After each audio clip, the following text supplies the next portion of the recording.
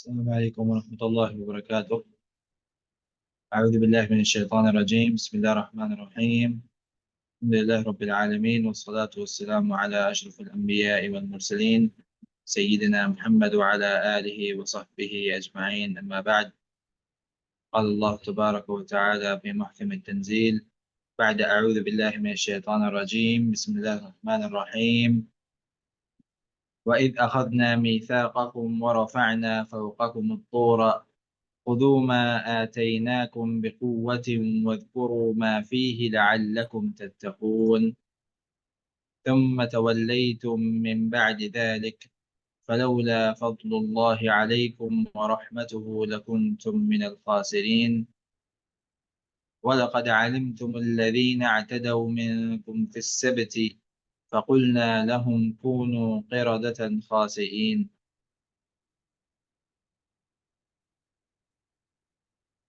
فجعلناها نكالا لما بين يديها وما خلفها وموعظة للمتقين. سورہ بقرہ کی آیت نمبر 63 میں فرمایا اللہ رب العالمین نے وَإِذْ أَخَذْنَا مِيثَاقَكُمْ، اور اذ اخذنا وہ وقت جب ہم نے لیا، اخذنا اخذا یعنی کہ کسی چیز کو لینا، اور نہ ہمارے لیے یعنی کہ لینے والی ذات اللہ رب العالمین کی ہے، لیکن اللہ رب العالمین نے یہاں جمع کے صیغہ استعمال کیا ہے اپنی عظمت بیان کرنے کے لیے. جیسے کہ کوئی بادشاہ جب بادشاہ کی طرف سے کوئی پیغام آتا ہے تو وہ بھی ایک ہم کا صیغہ استعمال کرتے ہیں کہ یعنی ہم سے مراد کون ہوتے ہیں، ان کی تمام ریاست مراد ہوتی ہے. اسی طریقے سے اللہ رب العالمین اپنی عظمت بیان کرتے ہوئے یہاں پر ہم کا صیغہ استعمال کر رہے ہیں. وَإِذْ أَخَذْنَا، اور جب ہم نے لیا، میثاقکم تمہارے سے، میثاق تمہارا میثاق، تمہارا وعدہ، تمہارا اقرار، یہ میثاق سے مراد ہوتا ہے. ورفعنا، اور اٹھایا، فوقکم تمہارے اوپر، الطور کوہ طور یا طور پہاڑ یا کوئی بھی پہاڑ، خودو کیونکہ تم پکڑو، تھام لو، ما آتیناکم جو ہماری طرف سے تمہیں دیا گیا ہے، بقوت مضبوطی کے ساتھ، بقوت مضبوطی کے ساتھ، وذکروا اور یاد رکھو، ما فیہ جو کچھ اس میں ہے، لعلکم تاکہ تتقون پرہیزگار ہو جاؤ. لعلکم جو ہے ویسے وہ یہاں پر قرآن کریم میں جب استعمال ہوتا ہے، یعنی کہ اللہ رب العالمین جب اس کو استعمال کرتا ہے تو یہ وجہ بیان کرنے کے لیے ہوتا ہے تاکہ یہ کام ہو جائے. کیونکہ یہاں پہ لعلکم سے مراد وہ نہیں ہے کہ یہ ہو سکتا ہے، یہ گمان میں ہے، یہ ظن کا معنی یہاں پر نہیں دے رہا، کیونکہ اللہ رب العالمین کا جو علم ہے وہ مکمل کمال کے ساتھ ہے. جب کوئی انسان یا کوئی مخلوق لعلکم استعمال کرتی ہے تو وہاں پر اس سے مراد ہوتا ہے کہ میرا یہ گمان ہے، میرا یہ گمان ہے کہ یہ کام ہو سکتا ہے، تو وہ ایک گمان کے لیے کرتی ہے، وہ ایک اندازہ لگانے کے لیے کرتی ہے. لیکن جب اللہ رب العالمین یہ الفاظ کا استعمال کرتے ہیں تو یہاں پر مراد ہوتی ہے کہ وہ اس کا سبب بیان کر رہا ہے اور اس کی وجہ بیان کی جا رہی ہے تاکہ تم متقی ہو جاؤ، لعلکم تتقون تاکہ تم پرہیزگار ہو جاؤ. تو یہاں سے کیا مراد ہے؟ فرمایا اللہ رب العالمین وَإِذْ أَخَذْنَا مِيثَاقَكُمْ، اور ہم نے جب تم سے تمہارا میثاق لیا تھا. اور میثاق سے کیا مراد ہوتا ہے؟ وہ وعدہ، وہ اقرار کہ جو پورے پختگی کے ساتھ ہو، قسم کے ساتھ ہو. جب کسی سے کوئی قسم کے ساتھ کوئی وعدے کو لیا جاتا ہے، جب کسی سے کوئی قسم کے ساتھ کسی بات کو منوایا جاتا ہے، اس کو میثاق کہا جاتا ہے. تو اللہ رب العالمین نے یہاں پر بنی اسرائیل کو یاد دلایا کہ بنی اسرائیل یاد کرو اس وقت کو کہ جب ہم نے تم سے وہ میثاق لیا تھا. اور یہ میثاق کس حالت میں لیا تھا؟ یہ میثاق کون سا میثاق تھا؟ یہ میثاق بیسیکلی جب ان کے اوپر تورات کتاب کو نازل کیا گیا، تو انہوں نے اس تورات کو صحیح طریقے سے نہیں تھاما، اس کی صحیح طریقے سے اتنی اس کو اہمیت نہیں دی، اور اس کے اندر جو احکامات ہے اس کو صحیح طریقے سے نہیں مانا۔ تو پھر اللہ رب العالمین نے ان کو ڈراتے ہوئے ایک ایسی کیفیت بنائی، جیسے کہ یہاں پہ فرمایا وَرَفَعْنَا فَوْقَكُمُ الطُّورَ، کہ ایک پہاڑ کو یا طور پہاڑ کو اکھاڑ کر اور ان کے اوپر، سر کے اوپر بالکل لا کے کھڑا کر دیا، کہ گویا کہ ان کے اوپر گر پڑے گا۔ اور پھر اس کیفیت میں جب یہ لوگ ڈر گئے اور ان کو یہ گمان ہونے لگا کہ اگر اب ہم نے بات نہیں مانی تو یہ پہاڑ واقعی ہمارے اوپر گرا دیا جائے گا، تب ان سے یہ وعدہ لیا گیا کہ تمہارے اوپر جو یہ کتاب اللہ رب العالمین کی طرف سے نازل کی گئی ہے، تو یہ تم لوگوں نے اس کے اوپر صحیح طریقے سے عمل کرنا ہے، ورنہ تمہارے اوپر اللہ رب العالمین کے جو عذاب ہے وہ آ گرے گا۔ تو یہاں پر وہ وقت یاد دلایا جا رہا ہے کہ اس وقت کو یاد کرو جب تم سے میثاق لیا گیا تھا اس حالت میں کہ وَرَفَعْنَا فَوْقَكُمُ الطُّورَ، کہ تمہارے اوپر طور پہاڑ کو۔ اب یہاں پر دو اقوال موجود ہیں کہ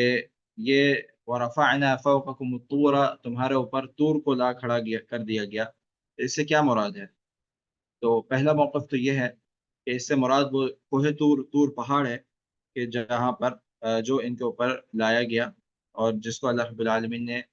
نکال کر اور ان کے سروں پہ لا کر کھڑا کر دیا۔ یا پھر دوسرا موقف یہ کہ کوئی بھی پہاڑ ہے، کوئی بھی پہاڑ ہو سکتا ہے کہ جس کو اللہ رب العالمین نے ان کے سروں پہ لا کر کھڑا کر دیا۔ بعض لوگ جو تفسیر کرتے ہیں قرآن کریم کی، وہ اس آیت کی تأویل بھی کر رہے ہوتے ہیں۔ وہ یہ کہتے ہیں کہ یہاں پر مراد یہ نہیں ہے کہ وہ پہاڑ کو لایا گیا اور ان کے سروں پر رکھا گیا، بلکہ مراد ایک ایسی زلزلہ کو لایا گیا، اور وہ زلزلے کی بنیاد پر ان کو یہ لگا کہ پہاڑ ان کے اوپر گر پڑے گا۔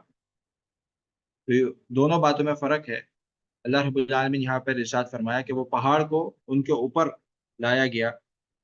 اور وہ ایک زلزلے کی بنیاد پہ تھا، ایک زلزلہ آیا جس کی وجہ سے اللہ رب العالمین نے اس پہاڑ کو باقاعدہ نکال کر اور ان کے سروں پر اونچا کر دیا۔ وَرَفَعْنَا فَوْقَكُمُ الطُّورَ تمہارے اوپر اس پہاڑ کو لایا گیا۔ تو پہاڑ کو اوپر لانا اللہ رب العالمین یہاں پر یہ فرما رہے ہیں، اور بعض مفسرین اس کی تأویل کرتے ہیں اور یہ کہتے ہیں کہ وہ پہاڑ کو نہیں لایا گیا، بلکہ یہ صرف ان کو یہ گمان ہوا کہ یہ پہاڑ ان کے اوپر گر پڑے گا۔ پہاڑ جبکہ اپنی جگہ پر ہی تھا، لیکن ان کو صرف یہ گمان ہوا کہ یہ ان کے اوپر گر پڑے گا۔ تو ہم کس موقف کو اختیار کرتے ہیں اور ہمیں کون سا موقف اختیار کرنا چاہیے؟ ہم اسی موقف کو اختیار کریں گے جو قرآن اور حدیث کے عین مطابق ہے۔ ہم اس کی ہرگز تأویل نہیں کریں گے جب تک ہمیں کوئی اس چیز کی صحیح دلیل نہیں مل جاتی، یعنی کہ اس تأویل کی ہمیں کوئی صحیح دلیل قرآن اور سنت سے نہیں مل جاتی، تب تک ہمیں اس کو تأویل کرنے کی ضرورت ہی نہیں ہے، کیونکہ سراسر عقل بھی یہ بات مانتی ہے اور نصوص بھی یہ بات بتاتی ہیں کہ ہم نے اس قرآن اور حدیث کو اسی طریقے سے اس کو قبول کرنا ہے جس طریقے سے یہ نازل ہوا، اور جس طریقے سے اللہ کے رسول صلی اللہ علیہ وسلم نے یہ پڑھ کے بتایا، اور صحابہ کرام نے جس طریقے سے اس کو اخذ کیا، اور انہوں نے آگے سلف صالحین تک پہنچایا، اور سلف صالحین نے ان سے لے کر ہم تک پہنچایا۔ تو جب ان کو یہ بات سمجھ میں آ گئی، انہوں نے اس چیز پہ کوئی اعتراض نہیں کیا، اور یہ اللہ رب العالمین کے قدرت کے بھی لائق ہے کہ اللہ رب العالمین اس قسم کا کوئی بھی عمل کر سکتا ہے، اس کے لیے کوئی بھی چیز مشکل نہیں ہے۔ تو جب اللہ رب العالمین کے لیے چیز مشکل نہیں ہے، تو ہمارے دماغ میں پھر کیسے یہ سوال پیدا ہو سکتا ہے کہ یہ چیز اس طریقے سے نہیں ہے بلکہ یہ دوسرے طریقے سے ہے؟ تو یہ دوسرے طریقے کو اپنانے کے لیے ہمیں کوئی ٹھوس دلائل چاہیے۔ اگر وہ دلائل ہمیں مل جاتے ہیں تو پھر تو ٹھیک ہے، لیکن اگر نہیں ملتے تو پھر ہمیں اسی طریقے سے ماننا پڑے گا جس طریقے سے اللہ رب العالمین نے ہمیں بتایا ہے۔ تو بہرحال اللہ رب العالمین نے یہ ایک کیفیت ان کے سامنے رکھی تھی، اور یہ بھی ان کے اوپر ایک قسم کی رحمت ہی تھی اللہ رب العالمین کی طرف سے، کہ ان کی اتنی نافرمانی کے باوجود اللہ رب العالمین نے ان کو عذاب نہیں دیا، بلکہ جب انہوں نے اس کتاب کو بھی انکار کیا، اس کتاب کا انکار کیا، اس کو ماننے سے انکار کیا، تو اللہ رب العالمین نے اس طریقے سے ان کو ڈرایا، اور پھر وہ ڈرانے کے بعد انہوں نے جب اس کو تسلیم کر لیا تو پھر ان کے اوپر کسی قسم کا کوئی عذاب نہیں آیا۔ تو وَرَفَعْنَا فَوْقَكُمُ الطُّورَ خُذُوا مَا آتَيْنَاكُمْ بِقُوَّةٍ، پھر ان سے کہا گیا کہ پکڑو، تھامو اس کتاب کو جو تمہارے اوپر نازل کی گئی ہے، خُذُوا مَا آتَيْنَاكُمْ، پکڑو اس کو کہ جو تمہیں دیا گیا ہے، بِقُوَّةٍ، قوت کے ساتھ، مضبوطی کے ساتھ، یعنی کہ جو احکامات اللہ رب العالمین کی طرف سے آئے اس کو پورا پورا اس کے اوپر عمل کرو۔ وَاذْكُرُوا مَا فِيهِ، اور یاد رکھو، یاد کرتے رہو، یاد رکھو ان احکامات کو جو کہ اس میں موجود ہیں۔ وَاذْكُرُوا مَا فِيهِ، جو کہ اس کتاب کے اندر تمہارے لیے اتارے گئے ہیں، اس کو یاد رکھو، اس کے اوپر عمل کرتے رہو۔ لَعَلَّكُمْ تَتَّقُونَ، تاکہ تمہارے اندر تقوی پیدا ہو جائے، تاکہ تم اللہ رب العالمین سے ڈرنے والے بن جاؤ، تاکہ تمہارے اندر پرہیزگاری آ جائے۔ تو یہاں پر اللہ رب العالمین نے ان کی یہ بھی نعمت جو اللہ رب العالمین نے ان کے اوپر نازل کی، اس کی یاد دہانی کرائی کہ یہ بھی اللہ رب العالمین کی طرف سے ایک نعمت ہوتی ہے انسانیت کے اوپر، کہ اللہ رب العالمین اس کو عذاب نہیں دیتا، بلکہ اس کو جو یہ مہلت ملتی ہے اور اس کو جو ڈرایا جاتا ہے، یہ بھی ڈرانا بھی اللہ رب العالمین کی طرف سے ایک نعمت ہوتی ہے، کہ تاکہ لوگ سیدھے راستے کی طرف آ جائیں۔ پھر اس کے بعد اگلی آیت میں اللہ رب العالمین نے فرمایا ثم تولیتم من بعد ذلك، پھر اس کے بعد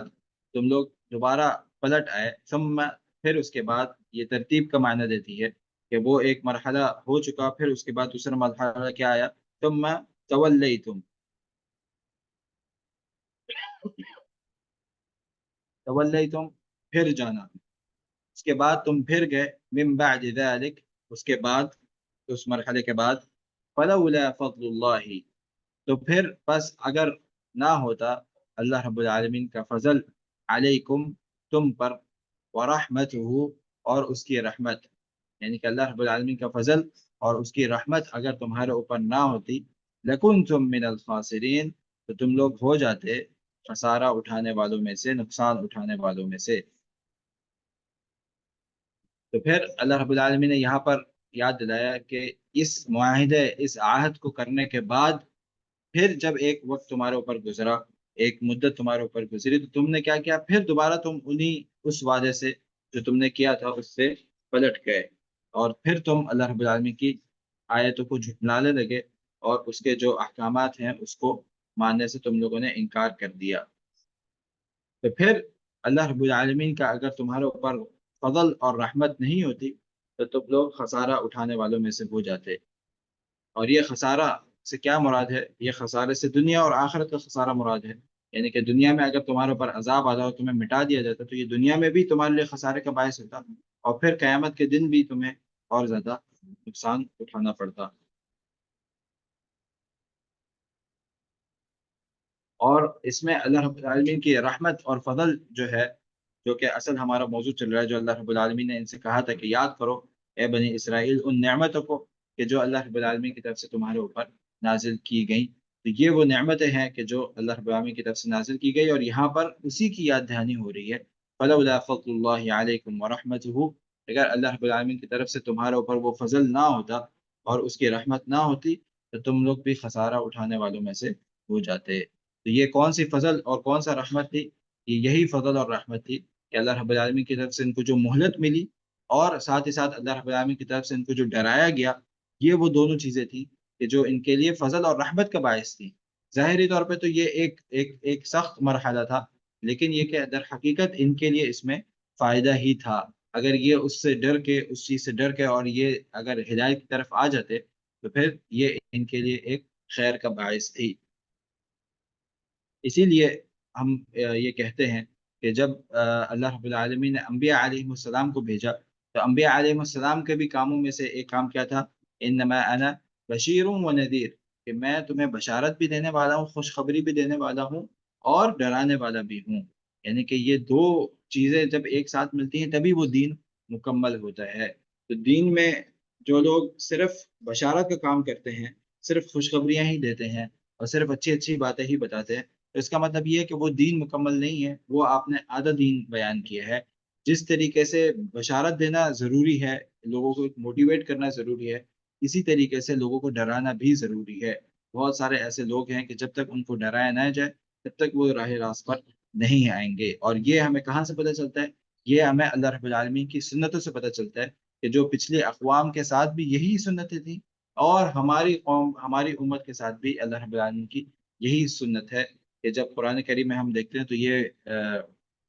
اللہ رب العالمین کا ڈرانا اور اللہ رب العالمین کا بشارت دینا، یہ دونوں ایک دوسرے کے ساتھ ساتھ چلتا ہے۔ جتنا جنت کا تذکرہ ہے اتنا ہی جہنم کا تذکرہ ہے، جتنے اچھے اعمال کا تذکرہ ہے اتنے ہی برے اعمال کا بھی تذکرہ ہے، جتنی نیکیوں کا تذکرہ ہے اتنی ہی سزاؤں کا بھی تذکرہ ہے۔ تو لہٰذا یہ اس سے کیا پتہ چلتا ہے ہمیں؟ اس سے یہ پتہ چلتا ہے کہ انسان کی فطرت میں یہ چیز موجود ہے کہ اگر صرف اسے اچھی اچھی باتیں کی جائیں تو یہ اس کے لیے کافی نہیں ہوتا، بلکہ یہ ڈرانا بھی بہت زیادہ ضروری ہے۔ یہ اللہ رب العالمین کا فضل ہے، یہ ڈرانا بھی اللہ رب العالمین کی طرف سے ایک فضل ہے ان بشر پر، اس انسانیت پر، کہ اللہ رب العالمین اس کو ڈراتا ہے اور ڈرا کر اس کو راہ راست پر لے کر آتا ہے، کیونکہ بہت سارے لوگوں کو اس ڈرانے کی بھی ضرورت ہوتی ہے۔ اگر ان کو نہ ڈرایا جائے تو وہ ہرگز راہ راست پر نہ آئیں۔ تو یہ لوگوں کے طبقات ہیں، لوگوں کا مائنڈ سیٹ ہے کہ کچھ لوگ ایسے ہوتے ہیں جو صرف اگر ان سے اچھی بات کی جائے تو وہ اس کو قبول کرتے ہیں اور اس کی طرف آتے ہیں، فوراً اس کے اوپر عمل شروع کر دیتے ہیں۔ اور کچھ لوگ ہوتے ہیں جو جن کے لیے یہ صرف اچھی بات کہنا ان کے لیے کافی نہیں ہوتا، بلکہ ان کو بہت زیادہ ضرورت ہوتی ہے کہ ان کو پھر ڈرایا جائے برے کاموں سے، جو وہ برے کام میں پڑے ہوئے ہیں اس سے جب تک ان کو نہیں ڈرایا جاتا تب تک وہ نہیں سدھرتے۔ یہاں پر اللہ رب العالمین نے فرمایا فَلَوْلَا فَضْلُ اللَّهِ عَلَيْكُمْ وَرَحْمَتُهُ لَكُنْتُم مِّنَ الْخَاسِرِينَ، اگر اللہ رب العالمین کا فضل تمہارے اوپر یہ نہ ہوتا اور اس کی رحمت نہ ہوتی تو تم لوگ خسارہ اٹھانے والوں میں سے تمہارا شمار ہو جاتا۔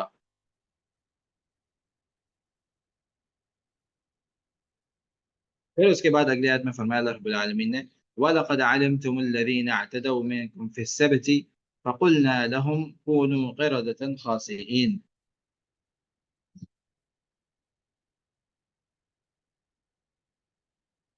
وَلَقَدْ، اور البتہ، تحقیق، تأکید کے معنی میں آتے ہے۔ وَلَقَدْ عَلِمْتُمُ الَّذِي، علمتم تم جانتے ہو، اس چیز کا علم رکھتے ہو، الَّذِينَ اعْتَدَوْا، الَّذِينَ ان لوگوں کا جو جنہوں نے، جمع کا صیغہ ہے، اعتدوا جنہوں نے زیادتی کی، جنہوں نے حد سے زیادتی کر دی، وہ حد سے بڑھ گئے، منکم تم میں سے، فی السبت سبت والے دن۔ سبت کون سا دن ہوتا ہے؟ یعنی کہ ہفتے والا دن جو کہ جمعہ اور اتوار کے درمیان آتا ہے۔ فقلنا، تو ہم نے کہا، یہاں پر بھی اللہ رب العالمین نے اپنے لیے جمع کا صیغہ تعظیم کے لیے استعمال کیا ہے۔ اور یہاں پر ہمیں ایک اور صفت جو اللہ رب العالمین کی سامنے آتی ہے وہ کیا ہے؟ کہ اللہ رب العالمین کہتا ہے، اللہ رب العالمین ارشاد فرماتے ہیں۔ اللہ رب العالمین کی صفات میں سے ایک ہے کہ اللہ رب العالمین جب چاہتے ہیں بات کرتے ہیں۔ فقلنا، اور یہ وہ بات ہوتی ہے کہ جو سنائی دیتی ہے، جیسے کہ اللہ رب العالمین نے قرآن کریم کو، یہ قرآن کریم کیا ہے؟ یہ اللہ رب العالمین کے الفاظ ہیں جو اللہ رب العالمین نے کہے ہیں اور وہ فرشتے نے اس کو سنا ہے۔ تو بعض لوگ اس میں بھی تأویل کرتے ہیں کہ اللہ رب العالمین کا کہنا سے مراد کچھ اور ہے، یہ وہ کہنا نہیں ہے جیسا کہ ہم لوگوں کو معلوم ہے، بلکہ اس میں تأویل کرنے کی ان چیزوں میں کوئی ضرورت نہیں ہے، بلکہ عقل بھی اس بات کو دلالت کرتی ہے کہ جب آپ کو کسی چیز کے بارے میں علم نہیں ہے، آپ کو اس چیز کے بارے میں ادراک نہیں ہے اس کا، تو پھر جو چیز آپ کو بتائی جا رہی ہے اور جو بتانے والا ہے وہ اگر اس کام کو کرنے والا ہے تو وہ جس طریقے سے اس کام کے بارے میں بتا رہے ہیں، آپ کا کام یہ ہے آپ اسی طریقے سے اس کام کو سمجھیں۔ مثال کے طور پر اگر آپ گاڑی کا بارے میں نالج نہیں رکھتے اور ایک وہ شخص ہے جس نے وہ گاڑی بنائی ہے، وہ آپ کو اس گاڑی کے بارے میں کوئی چیز بتا رہا ہے، تو اگر آپ اس کے بارے میں نالج نہیں رکھتے تو آپ کیا کریں گے؟ آپ اس کی بات کو قبول کریں گے۔ اور عقل بھی اس بات کی دلالت کرتی ہے، اگر آپ کو اس چیز کے بارے میں نہیں پتا تو آپ اس کی بات کو اسی طریقے سے قبول کریں گے جس طریقے سے وہ آپ کو بتا رہا ہے، آپ اس میں ہرگز تأویل نہیں کریں گے، یہاں تک کہ وہ خود اس بارے میں نہ بتائے آپ کو کہ میں اس بات کا، میری اس بات کا مطلب یہ نہیں ہے جو میں کہہ رہا ہوں، بلکہ اس بات کا مطلب یہ ہے جو یعنی کہ کوئی اور مطلب ہے۔ تو اسی طریقے سے اللہ رب العالمین جب غیبیات کے بارے میں کوئی چیز بتا رہا ہے تو لہٰذا ہمارا کام یہ ہے کہ ہم اس کو اسی طریقے سے اس کے اوپر ایمان لے کر آئیں جس طریقے سے وہ آپ کو بتایا جا رہا ہے، نہ کہ اس میں اپنا دماغ استعمال کریں، کیونکہ اس بارے میں ہمارا کوئی ادراک ہے ہی نہیں۔ تو جب اللہ رب العالمین کہتا ہے کہ ہم نے کہا، تو پھر ہمارا کام یہ ہے کہ ہم اس کو اسی طریقے سے مان لیں کہ واقعی اللہ رب العالمین کی صفات میں سے ایک یہ ہے کہ اللہ رب العالمین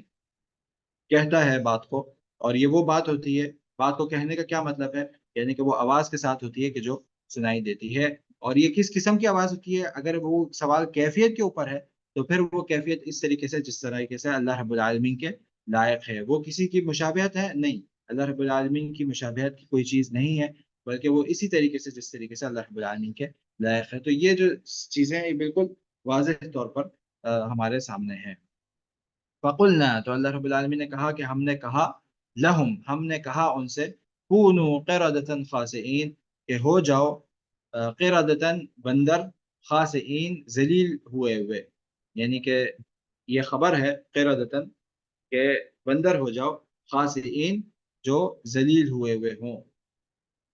تو یہاں پر اللہ رب العالمین نے ارشاد فرمایا وَلَقَدْ عَلِمْتُمُ الَّذِينَ اعْتَدَوْا، اور یاد کرو اس چیز کو جس کو تم جانتے ہو، الذین اعتدوا، ان لوگوں کے بارے میں کہ جنہوں نے حد سے تجاوز کیا، زیادتی کی اپنے اوپر، منکم فی السبت، سبت والے دن، ہفتے والے دن زیادتی کی، فقلنا لهم كونوا قردة خاسئین، تو پھر اللہ رب العالمین کی طرف سے ان کے اوپر یہ عذاب آیا کہ ان سے کہا گیا کہ بن جاؤ بندر، اور بندر بھی وہ والے کہ جو ذلیل ہوئے ہوئے ہوں۔ یعنی کہ بندر ہونا بھی ایک ضلالت کے اوپر بنیاد رکھتا ہے کہ ان کو ایک تو بندر بنا دے گیا، اوپر سے وہ والے بندر کہ جو ذلیل ہوئے ہوئے ہوں۔ یہ کس طرف اشارہ دلایا جا رہا ہے؟ بیسیکلی یہ اس اس بستی کے بارے میں اشارہ دلایا جا رہا ہے کہ جو جس کا تذکرہ سورہ اعراف میں تفصیل کے ساتھ آیا ہے، اس میں وہاں پر اللہ رب العالمین نے ارشاد فرمایا ہے، اعوذ باللہ من الشیطان الرجیم، بسم اللہ الرحمن الرحیم، واسألهم عن القرية التي كانت حاضرة البحر إذ يعدون في السبت إذ تأتيهم حيتانهم يوم سبتهم شرعا ويوم لا يسبتون لا تأتيهم كذلك نبلوهم بما كانوا يفسقون۔ فرمایا اللہ رب العالمین نے کہ اس بستی کو یاد کرو، اور اس بستی کے بارے میں آتا ہے کہ اس کا نام ایلیاد تھا، جو کہ یعنی ان بعض اقوال میں سے ایک قول ہے کہ جو اس کے بارے میں آتے ہیں، کچھ اور مفسرین کچھ اور اس بستی کا نام بتاتے ہیں، لیکن یہ کہ اللہ عالم جو زیادہ بہتر لگتا ہے وہ یہی لگتا ہے کہ اس بستی کا نام ایلیاد تھا، کہ جو ایک سمندر کے کنارے موجود تھی، اور یہ بنی اسرائیل میں سے ہی تھے یہ لوگ بھی، اور سمندر کے کنارے جو لوگ رہتے ہیں، جو بستیاں رہتی ہیں، ان کا جو ایک بیسک جو ان کا بزنس ہوتا ہے، ایک بیسک جو ان کا کام ہوتا ہے وہ مچھلیاں پکڑنا ہی ہوتا ہے، مچھلیاں پکڑ کر ان کو بیچنا۔ تو اللہ رب العالمین نے ان کے لیے جو ایک دن مقرر کر کے رکھا تھا وہ سبت کا دن تھا، ہفتے والا دن تھا، جیسے کہ امت محمد صلی اللہ علیہ وسلم پر ایک جمعے کا دن جو ہے اللہ رب العالمین نے ان کے لیے مقرر کر رکھا ہے، اور اس میں وہ اللہ رب العالمین کی ایک ایک ایک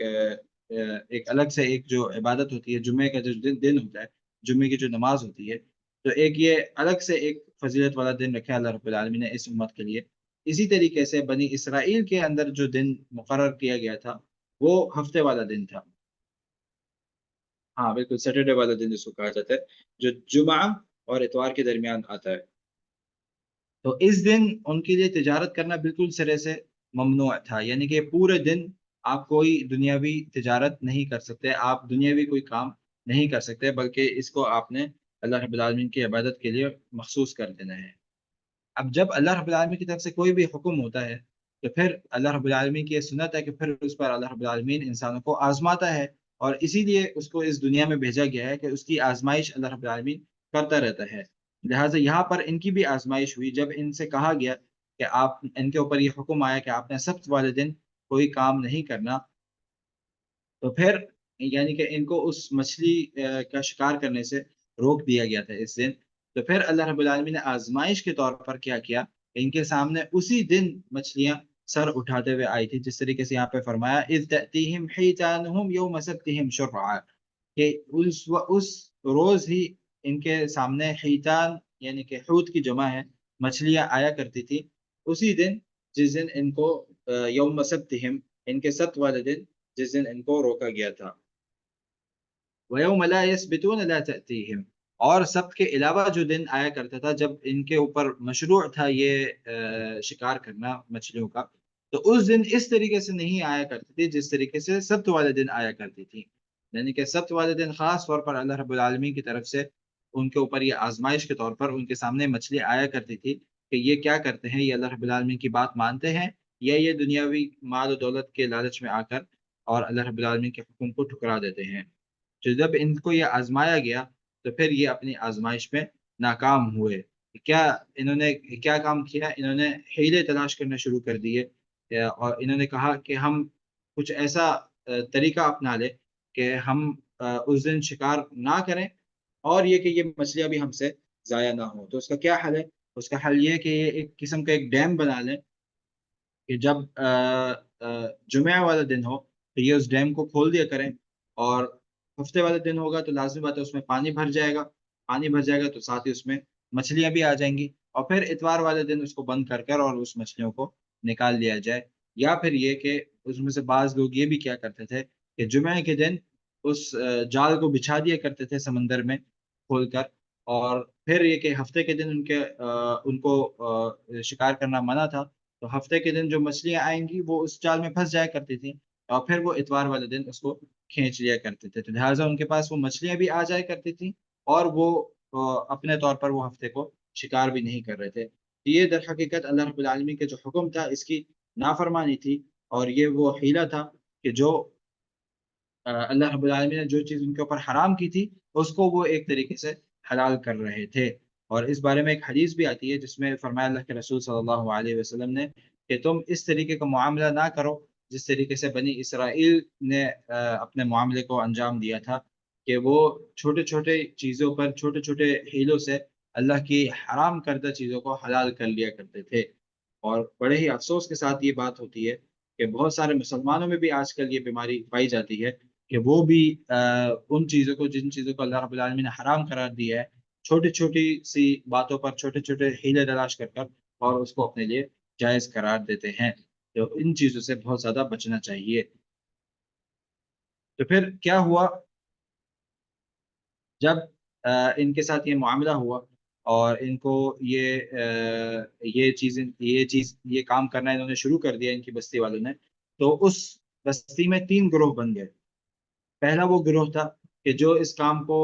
صحیح سمجھنے لگا تھا، یعنی کہ وہ یہ جو انہوں نے حیلہ تلاش کیا تھا اس کو صحیح سمجھتا تھا اور اس کام کو سر انجام دیتے تھے۔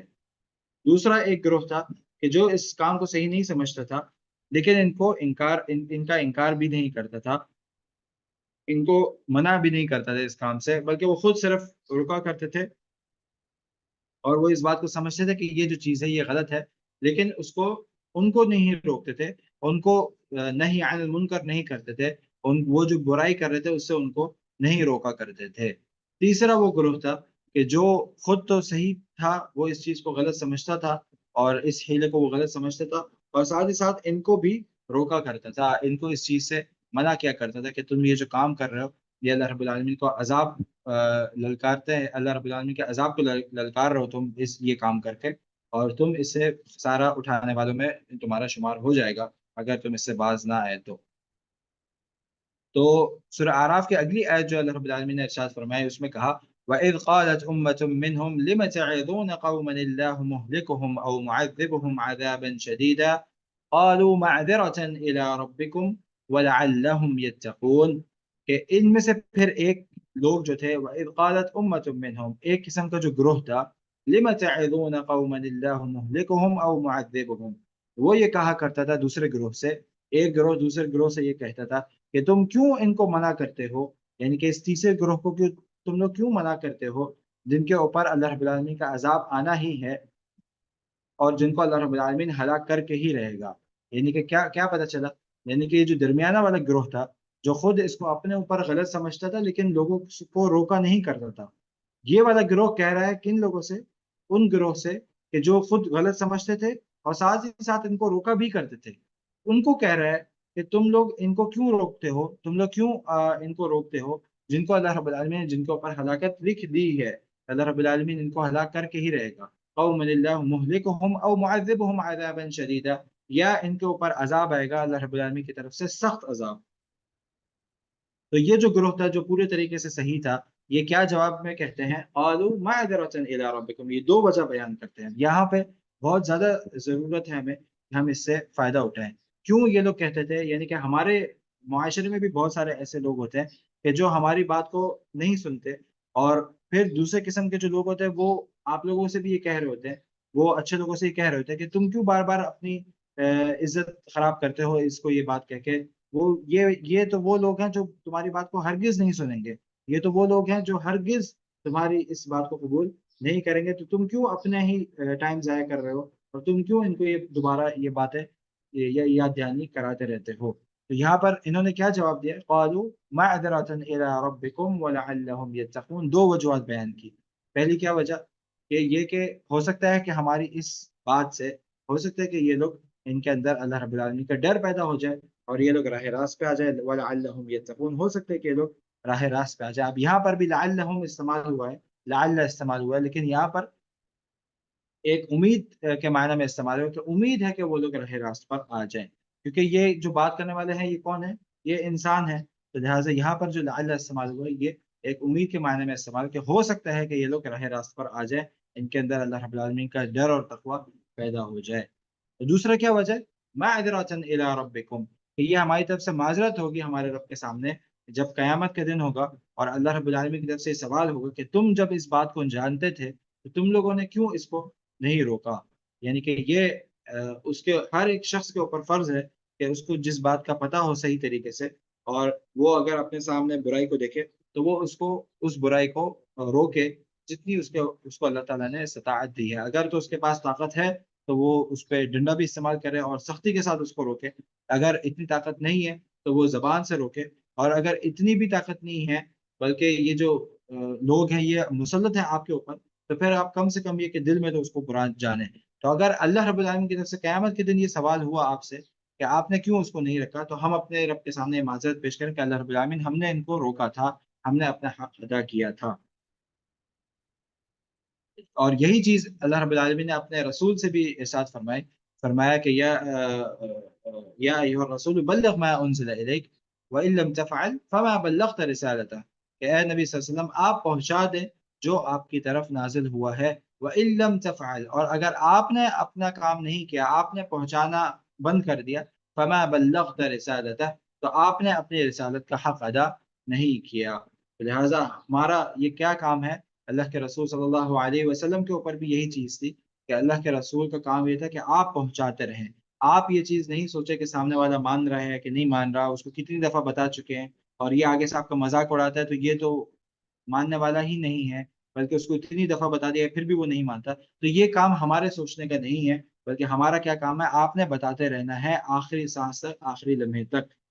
یہ اللہ رب العالمین کے اوپر ہے کہ اللہ رب العالمین کب اس کو ہدایت دیتے، یہ آپ اس بات کو نہیں جانتے. اور اگر آپ نے یہ کام کرنا بند کر دیا تو آپ نے اپنا حق ادا نہیں کیا، بلکہ قیامت کے دن اس کے بارے میں آپ سے سوال کیا جائے گا کہ آپ نے کیوں نہیں بتایا. آپ کو جب یہ چیز پتا تھی تو آپ نے کیوں نہیں بتائی. تو یہی تین گروہ بنی اسرائیل میں بھی بنے تھے، اور آج کل بھی یہی اسی قسم کے تین گروہ بنے ہوئے ہیں. سب سے پہلے وہ لوگ کہ جو غلط کو غلط سمجھتے ہیں اور خود اس سے بچے ہوئے رہتے ہیں، اور ساتھ ہی ساتھ دوسروں کو نصیحت بھی کرتے رہتے ہیں کہ آپ ان سے بچے رہیں. دوسرے قسم کے وہ لوگ کہ جو غلط کو غلط سمجھتے ہیں، اس سے خود بچ کے رہتے ہیں لیکن دوسروں کو نہیں روکتے. وہ یہ کہتے ہیں کہ بس آپ نے اپنا کام کر لیا، بس آپ کو دوسروں کو ایک دفعہ کہہ دیا تو آپ نے کہہ دیا، لیکن اس کے بعد اگر وہ نہیں مانتے تو اس کو چھوڑ دو. تو یہ چیز صحیح نہیں ہے. تیسرے قسم کے وہ لوگ ہیں جو خود بھی غلط ہیں اور ساتھ ہی ساتھ دوسروں کو بھی اور غلط کی نصیحت، غلط چیزوں پر ان کو بھی بلاتے ہیں. تو یہاں پر پھر تیسری آیت میں سورہ اعراف کی آیت نمبر 165 میں اللہ رب العالمین نے ارشاد فرمایا کہ جب یہ تین گروہ بن گئے تو پھر کیا ہوا؟ فَلَمَّا نَسُوا مَا ذُكِّرُوا بِهِ، پھر جب یہ لوگ اس بات کو بھول گئے کہ جو ان کو کہی گئی تھی، یعنی کہ یہ تیسرا گروہ کہ جو غلطیاں کر رہا تھا، تو پہلے اس کے اندر ایک احساس موجود تھا، پھر یہ جب احساس بھی ان کے اندر سے ختم ہو گیا اور اب یہ بالکل اس چیز کو بلا بیٹھے، تو کیا ہوا؟ أَنْجَيْنَا الَّذِينَ يَنْهَوْنَ عَنِ السُّوءِ، تو اللہ رب العالمین نے نجات دے دی. کن لوگوں کو؟ کس گروہ کو نجات دی؟ الذین ینہون عن السوء، ان لوگوں کو کہ جو منع کیا کرتے تھے برائی سے، یعنی کہ وہ گروہ کہ جو خود اس کام سے بچا رہتا تھا اور ساتھ ہی ساتھ جو برائی کرتا تھا اس کو منع کیا کرتا تھا کہ تم اس سے باز آ جاؤ، تو یہ وہ گروہ تھا جس کو اللہ تعالیٰ نے نجات دے دی۔ وَأَخَذْنَا الَّذِينَ ظَلَمُوا بِعَذَابٍ بَئِيسٍ بِمَا كَانُوا يَفْسُقُونَ، اور اس کے علاوہ جتنے بھی لوگ تھے اللہ رب العالمین نے ان کو سزا دی اور ان کو ایک ایسے عذاب میں گھیر لیا کہ جو بڑا ہی خطرناک تھا،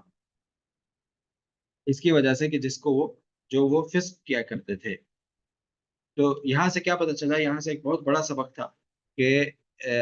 آپ نے اپنے آپ کو اس گروہ میں شامل رکھنا ہے کہ جو خود تو صحیح رہیں اور ساتھ ہی ساتھ دوسروں کو صحیح بات کی نصیحت بھی کرتے رہیں۔ یہاں پر اللہ رب العالمین نے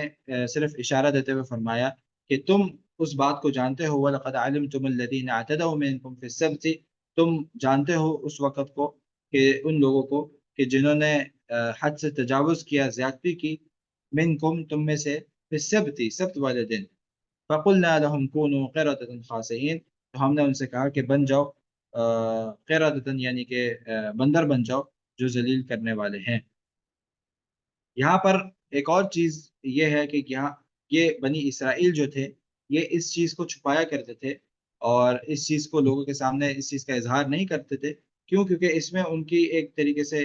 ایک شرم تھی کہ ان کے اندر کچھ لوگ تھے جنہوں نے یہ کام کیا تھا، اور وہ چھپایا اس لیے نہیں کرتے تھے کہ صرف شرم کی بنیاد پر، بلکہ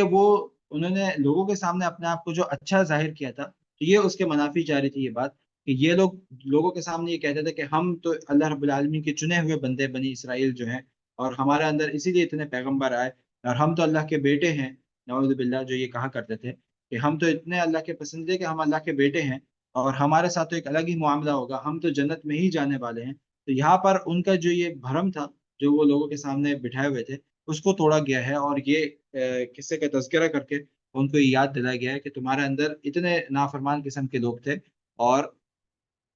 تم لوگوں نے یہ کام کیا جس پہ تمہیں سزا بھی دی گئی۔ ساتھ ہی ساتھ یہ کہ یہ جب اس بات کو چھپایا کرتے تھے تو جب اللہ کے رسول صلی اللہ علیہ وسلم نے آ کے ان چیزوں کا اظہار کیا اور یہ قرآن کریم کی جب تلاوت ہوتی تھی اور یہ چیز جب سامنے آتی تھی تو یہ ان کے لیے بھی ایک لمحہ فکریہ تھا کہ یہ چیز، یہ قصہ ان کو کیسے پتہ چل گیا، یعنی کہ یہ عرب کا ایک نوجوان، اس کو یہ بات کیسے پتہ چل گئی، اس کو یہ واقعات جو بنی اسرائیل کے اندر بہت عرصے پہلے گزر چکے تھے جس کو ہم لوگوں نے پوری کوشش کی چھپانے کی، یہ اتنی تفصیل کے ساتھ اس کو کیسے بتا رہا ہے؟ جیسے کہ میں نے بتایا کہ یہاں پر صرف اللہ رب العالمین نے ایک یاد دہانی کرائی ہے، لیکن اصل اس کا جو واقعہ ہے وہ سورہ آراف میں ہے کہ جس کو اللہ رب العالمین نے وہاں پر کس طریقے سے تفصیل کے ساتھ بتایا کہ وہ گروہ بنے اور گروہ میں سے بھی کس کو نجات ملی اور باقی کون سے وہ گروہ ہیں جن کو عذاب دے دیا گیا۔ تو یہ اتنی تفصیل کے ساتھ ان کو یہ باتیں کیسے پتہ ہیں جبکہ یہ خود بھی بہت ساری تفصیلات اس میں بھول چکے تھے؟ تو یہ ایک طریقے سے قرآن کا معجزے کو ظاہر کرتا ہے کہ قرآن جو ہے یہ جب اللہ کے رسول صلی اللہ علیہ وسلم نے اس کو پڑھنا شروع کیا تو ان کو ایک طریقے سے اندازہ ہونا شروع ہو گیا کہ ہرگز یہ ایک ایسے نوجوان کو پتہ نہیں ہو سکتا کہ جو صرف عرب میں رہتا ہے، ان کو یہ باتیں پتہ ہی نہیں تھی۔ اب جب کہ یہ بات یہ کہہ رہا ہے لہٰذا اس سے یہ چیز ثابت ہوتی ہے کہ یہ اس ذات کی طرف سے ہے کہ جو اس وقت موجود تھی اور جس سے ہمارا بظاہر ایک تعلق تھا، اور یہ وہی ذات ہے کہ جس نے ہمارے اوپر اتنے انعامات کیے تھے اور جس نے ہمیں ڈرایا بھی، جس نے ہمارے اوپر سزائیں بھی ڈالی تھوڑی تھوڑی تاکہ ہم لوگ راہ راست پہ آ جائے، وہی ایک ذات ہے کہ جس کو اتنی تفصیل کے ساتھ یہ واقعات پتہ ہو سکتے ہیں۔ تو اس میں قرآن کریم کا بھی ایک معجزہ ہے کہ جو بنی اسرائیل کے اوپر واضح طور پر سامنے کھل کر آ رہا ہے۔ پھر اگلی آیت میں اللہ رب العالمین نے ارشاد فرمایا سورہ بقرہ کی آیت نمبر 66 میں، وَجَعَلْنَاهَا نَكَالًا لِمَا بَيْنَ يَدَيْهَا وَمَا خَلْفَهَا وَمَوْعِظَةً لِّلْمُتَّقِينَ۔ فَجَعَلْنَا، اور پھر، یعنی کہ یہ بھی ترتیب کا معنی دیتا ہے کہ پہلا ایک مرحلہ ایک واقعہ ہوا، پھر اس کے بعد یہ واقعہ ہوا، پھر اس کے بعد کیا ہوا؟ فَجَعَلْنَاهَا، کہ پھر کیا ہوا؟ ہم نے بنا دیا، فَجَعَلْنَاهَا، ہم نے بنا دیا اس کو، نَكَالًا، ایک عبرت والی خبر یا عبرت والا واقعہ، ایک عبرت اخذ کرنے والا، یعنی کہ فائدہ اخذ کرنے والا، سبق حاصل کرنے والا واقعہ بنا دیا اس کو، نَكَالًا لِمَا بَيْنَ يَدَيْهَا، ان کے سامنے کہ جو ان کے سامنے موجود ہیں، ان لوگوں کے سامنے کہ جو ان لوگوں کے لیے کہ جو ان کے سامنے موجود تھے، نَكَالًا لِمَا بَيْنَ يَدَيْهَا، وما خلفها، اور جو ان سے پیچھے موجود تھے، ان کے پیچھے جو لوگ موجود تھے ان کے لیے بھی اس میں عبرت رکھ دی اللہ رب العالمین نے، وموعظۃ، اور اس کو بنا دیا ایک نصیحت اخذ کرنے والا، یہ اس میں بھی ایک نصیحت موجود ہے، کس کے لیے؟ للمتقین، متقین کے لیے، پرہیزگاروں کے لیے، جن کے دل میں اللہ رب العالمین کا ڈر ہے، ان کے لیے۔ تو یہ جو آخری جو جملہ ہے یہ اس بات کی تصدیق کر رہا ہے کہ جو ہم لوگ سورہ بقرہ کے بالکل آغاز میں پڑھ چکے ہیں کہ ذَلِكَ الْكِتَابُ لَا رَيْبَ فِيهِ هُدًى لِّلْمُتَّقِينَ، کہ یہ کتاب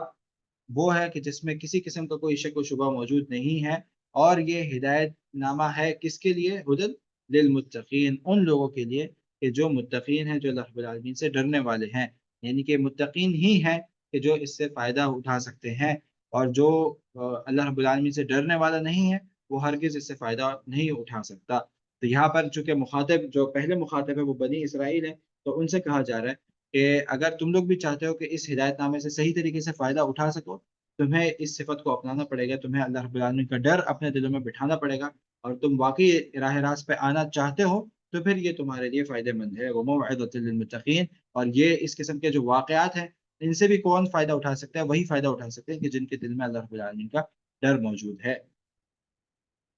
تو یہاں پر اللہ رب العالمین نے کیا ارشاد فرمایا؟ فَجَعَلْنَاهَا نَكَالًا، اور ہم نے اس کو بنا دیا ایک عبرت کا واقعہ، ایک عبرت کا خبر، ایک عبرت کا سامان، اس کو بنا دیا۔ یہ جو ضمیر ہے ہا، فَجَعَلْنَاهَا، یہ جو ضمیر ہے یہ مؤنث کے لیے استعمال ہوتی ہے، تو یہاں پر یہ جو ضمیر ہے کس کی طرف لوٹ رہی ہے؟ یہ جو یہ کس کے بارے میں بات ہو رہی ہے؟ کس کو بنا دیا اللہ رب العالمین نے عبرت کا سامان؟ تو یہاں پر یہ جو ضمیر استعمال کی گئی ہے مؤنث کے لیے کی گئی ہے۔ تو اس میں پہلا موقف تو یہ ہے کہ یہ جو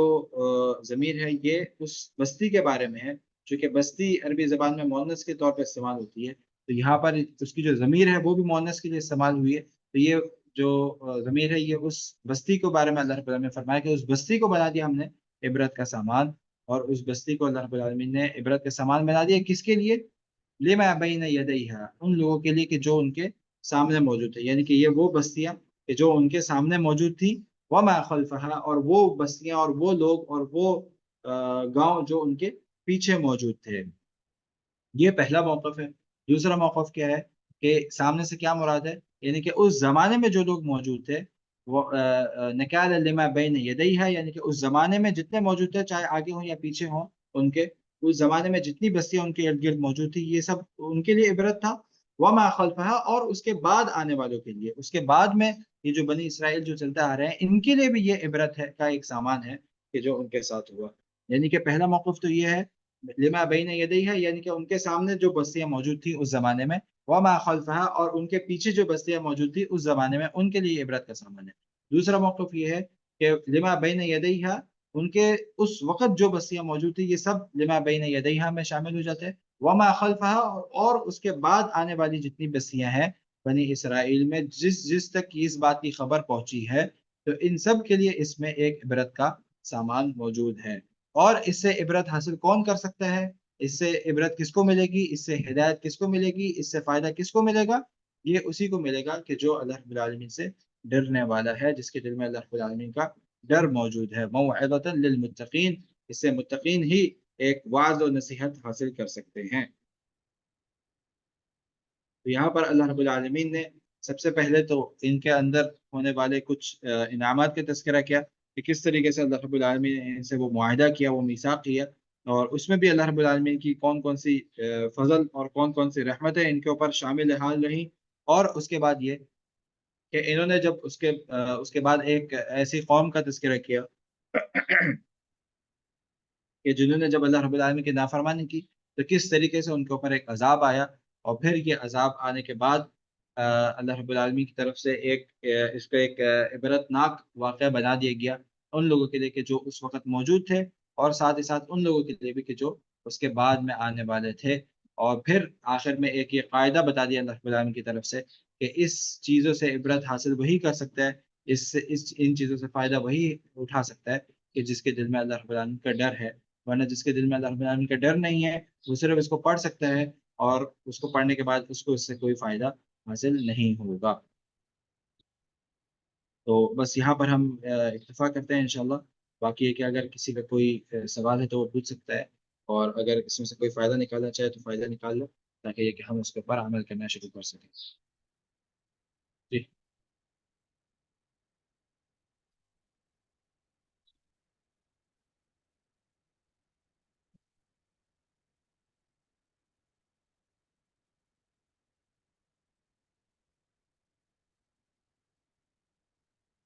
ہاں بالکل، یہ بھی ایک چیز ہے کہ جس میں کچھ لوگ تحویل کرتے ہیں کہ جو بندر بنائے گئے تو یہ کیا حقیقی بندر بنائے گئے، یا صرف ان کی جو فطرت تھی وہ بندر جیسی ہو گئی، ان کی جو ذہنیت تھی وہ بندر جیسی ہو گئی تھی. تو یہ کہ جیسا کہ میں بتا چکا ہوں، یہ جو قاعدہ ہے کہ جب آپ کو کسی چیز کے بارے میں نہیں پتا، آپ کو کوئی ایسی بات بتائی جا رہی ہے کہ جو آپ کو اس کے بارے میں نہیں پتا، اور یہ کہ ساتھ ہی ساتھ یہ کہ اس کو کوئی واضح دلیل اس کے اوپر موجود نہیں ہے کہ جو اس کو حقیقت سے نکال کر اس کو مجاز کی طرف لے جائے، تو پھر یہ کہ اس کو حقیقت پر ہی ہم لوگ محمول کریں گے. اس میں عافیت کا راستہ یہی ہے کہ ہم اس کو اسی طریقے سے مانیں جس طریقے سے اللہ رب العالمین نے بتا دیا. یہاں پر کیا کیا فرمایا اللہ رب العالمین نے؟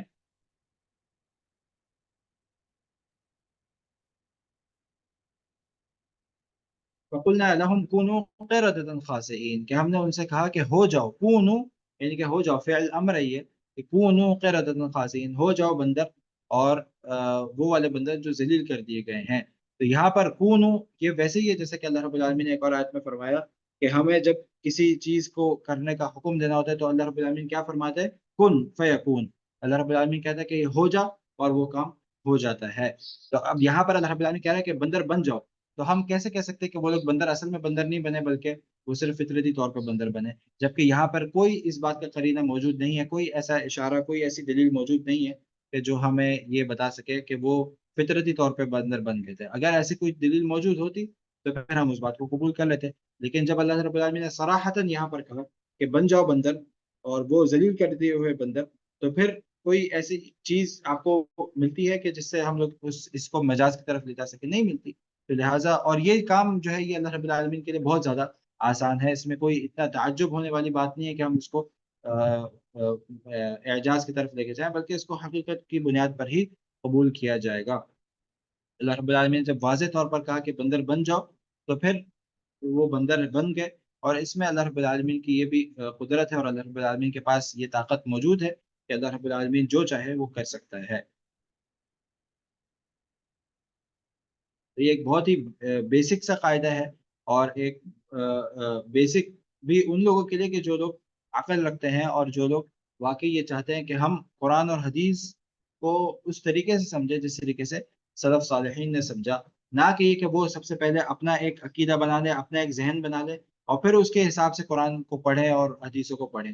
تو یہ دو طریقے ہیں قرآن اور حدیث پڑھنے کے. پہلا وہ طریقہ کہ آپ قرآن و حدیث کو پڑھ کے اس سے سیکھیں، اس سے سمجھیں، اور اس کی بنا پر اپنا عقیدہ بنائیں. اور وہ بھی اس طریقے سے ہو جس طریقے سے سلف صالحین نے سمجھا، اس طریقے سے آپ قرآن اور حدیث کو سمجھیں، اور اس کے مطابق اپنا عقیدہ بنائیں، اس کے مطابق اپنی سوچ بنائیں، اور اس کے مطابق اپنے اعمال کو بنائیں. دوسرا طریقہ یہ کہ سب سے پہلے آپ اپنے اعمال کو بنا لیں، سب سے پہلے آپ اپنا عقیدہ بنا لیں، سب سے پہلے آپ اپنی سوچ بنا لیں اور سوچ پہ پکے ہو جائیں. پھر اس کے بعد قرآن و حدیث کو اس کے حساب سے فٹ کریں، اور اس قرآن و حدیث کو اس کے حساب سے سمجھیں. تو یہ دو طریقے ہیں، اس میں سے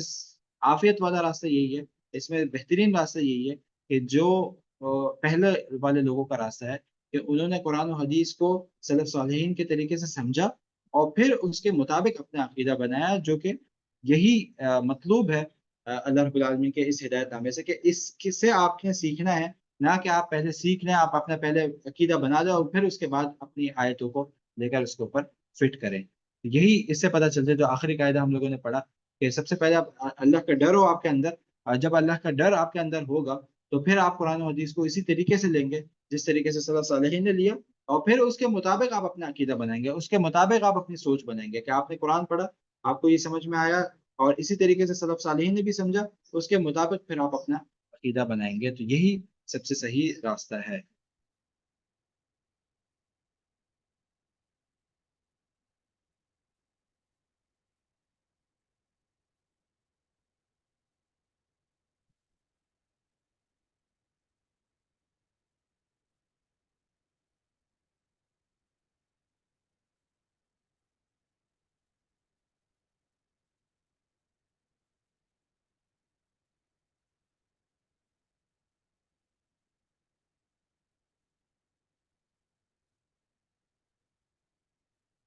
ہاں بالکل، ایک پوائنٹ تو یہ ہے کہ ہم نے ہمیشہ یہ چیز کو اپنے ساتھ رکھنا ہے کہ کہیں بھی آپ نے کوئی برائی دیکھی ہے تو اس کو سب سے بہترین انداز میں جو منع کرنے کا انداز ہے، جو اس کو صحیح راستے پہ لانے کا انداز ہے، اس کو اختیار کر کے اور آپ نے یہ بات اس تک پہنچانی ہے لازمی طور پر۔ اس بات کا کوئی جواز نہیں ہے کہ آپ اس کو اپنے حد تک رکھیں اور آپ کسی ایک مرحلے پہ بھی یہ کہیں کہ نہیں بس اب یہ تو سدھرنے والا ہی نہیں ہے اور یہ میری بات کا مذاق اڑاتا ہے، اور اس نتیجے میں آپ اس کو بتانا ہی چھوڑ دیں۔ اگر آپ نے یہ کیا تو آپ نے اپنا حق ادا نہیں کیا، قیامت کے دن اس کا سوال آپ سے کیا جائے گا۔ آپ نے یہی کام کرنا ہے کہ آپ نے جب بھی کسی منکر کو دیکھیں اس کو آپ نے روکنے کی کوشش کرنی ہے، جو بھی سب سے بہترین انداز ہے۔ جی، اس میں یہ بھی ہے نا کہ آپ خود بھی بچیں گے اور دوسروں کو بھی بچائیں گے، تو اس میں تو خود کے لیے بھی ہے نا، کہ خود بھی ہے اور پھر ظاہر ہے اس کو بہتر انداز سے دوسروں کو بھی مطلب بتانا ہے اور بچانا ہے برائی سے۔ اب واپس بتائیں کیا آپ نے بولا، آواز نہیں ہے صحیح سے۔ یہ ہے کہ آپ نے اس میں شروع میں بتایا تھا نا کہ خود بھی اس میں بچنا ہے اور دوسروں کو بھی بچانا ہے، تو اس میں خود کا بھی ہے نا، خود کو بھی دیکھنا ہے، خود کا بھی جائزہ لینا ہے۔ جی بالکل، سب سے پہلے تو یہ کہ خود اس گناہ سے، اس برائی سے بچ کے رہیں، اور پھر ساتھ ساتھ کے دوسروں کو بھی اس کے بارے میں بتانا ہے۔ تو اس بارے میں تو ہم پیچھے بھی تفصیل کے ساتھ گفتگو کر چکے ہیں کہ سب سے پہلے جو آپ کے اوپر واجب ہے وہ یہ ہے کہ اگر آپ کے پاس علم موجود ہے تو آپ نے سب سے پہلے خود اس کے اوپر عمل کرنا ہے، اور پھر ساتھ ہی ساتھ دوسرا واجب یہ ہے کہ آپ نے پھر دوسروں کو بھی بتانا ہے۔ تو یہ دونوں واجب جو ہیں یہ ایک ساتھ ہی آپ کے اوپر آتے ہیں۔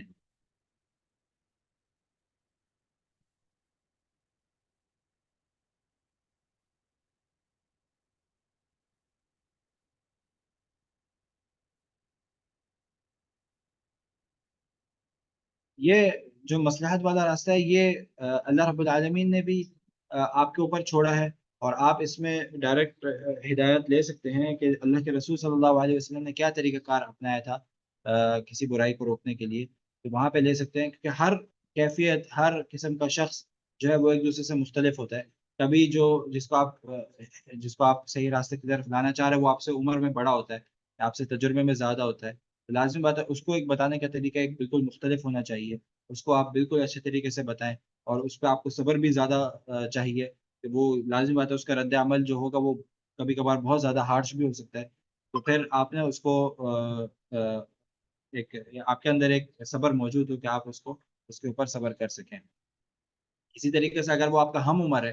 تو آپ ہم عمر کے کسی کے ساتھ اگر آپ اس کو اگر صحیح راستے پہ لانا چاہ رہے ہیں تو یہ بہت ایک آسان ہوتا ہے۔ آپ اس کو ایک دوستانہ انداز میں آپ اس کو بتا سکتے ہیں۔ اگر وہ جو سمجھانے والا جو شخص ہے وہ آپ سے چھوٹا ہے اور آپ اس کے اوپر ولی مقرر ہیں یا آپ اس کے خیال رکھنے والے ہیں، تو وہ پھر ایک الگ مختلف انداز ہوگا۔ اسی طریقے سے وہ اگر کوئی بالکل ایک چلتا پھرتا شخص ہے جس کو آپ بھی نہیں جانتے وہ بھی آپ کو نہیں جانتا، تو وہ ایک الگ انداز ہوگا۔ آپ سب سے پہلے کوشش کریں اس کے ساتھ ایک تھوڑا سا اس کو ایک کمفرٹ زون میں لے کر آئیں، اس سے سلام دعا کریں، اس کا حال احوال پوچھیں، نہ کہ فوراً پکڑ کے۔ اگر آپ کے پاس اتنا وقت ہے، اگر آپ کے پاس تھوڑا وقت ہے تو آپ پہلے اس کے ساتھ وقت گزاریں، اس کو تھوڑا اپنے بارے میں بتائیں، اس سے تھوڑا اس کے بارے میں پوچھیں، تاکہ یہ تھوڑا سخت معاملہ نہ ہو جائے۔ اور اگر آپ کے پاس ٹائم ہی نہیں ہے، آپ کو پتا کہ یہ ابھی ملا، ابھی وہ غلطی آپ کو سامنے نظر آ رہی ہے، اس کے بعد آپ کو وہ شخص ملے گا بھی نہیں، تو پھر جتنا بہترین انداز جو اس کا ہو سکتا ہے اس کو اختیار کرتے ہوئے آپ اس کو پھر یہ بات سمجھائیں۔ تو یہ جو مصلحت والا یہ اللہ تعالیٰ نے آپ کے اندر ہی رکھا ہوا ہے، آپ اس سے یعنی کہ سیکھ سکتے ہیں کہ اللہ کے رسول صلی اللہ علیہ وسلم نے کس طریقے سے کیا، اور پھر آپ کے پاس جتنا ٹائم ہے، جو شخص ہے سامنے، آپ جس حالت میں ہیں وہ جس حالت میں ہے، اس حساب سے آپ اس کو پھر نصیحت کر سکتے ہیں۔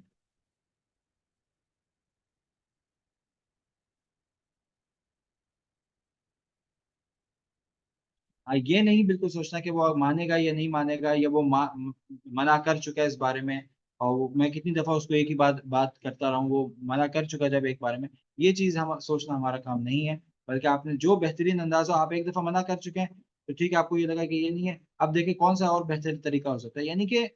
اصل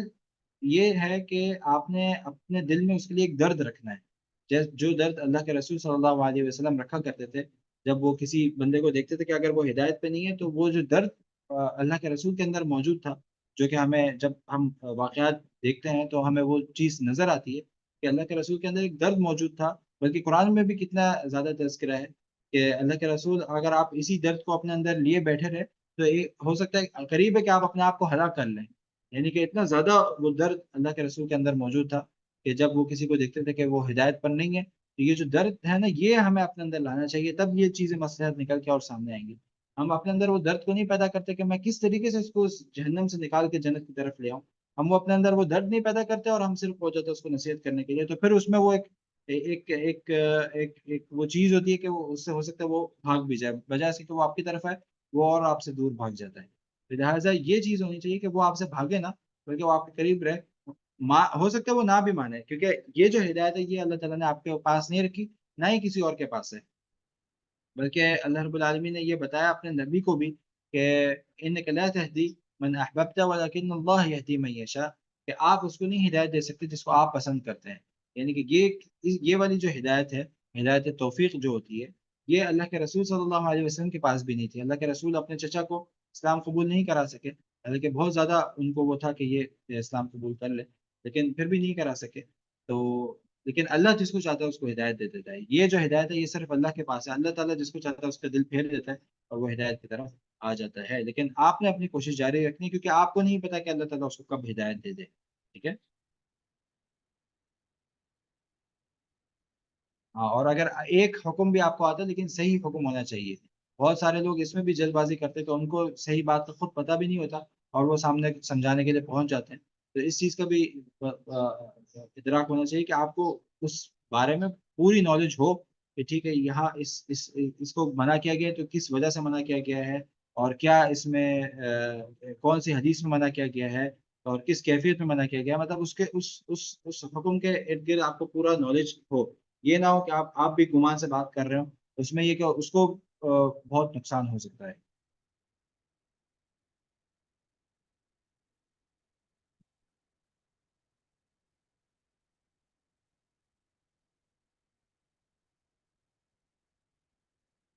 جی بالکل اسی طریقے سے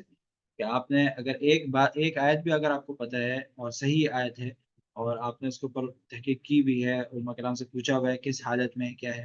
تو پھر آپ اس کو واقعی بتائیں. اور یہ کہ اس کو آپ جہاں بھی دیکھیں آپ پھر اس کو ایک آیت بھی پہنچا سکتے تو آپ وہ پہنچائے. اور قرآن و حدیث کو اس طریقے سے ہی سمجھنا ہے جس طریقے سے صحابہ کرام نے سمجھا اور ان کے بعد آنے والے سلف صالحین نے سمجھا.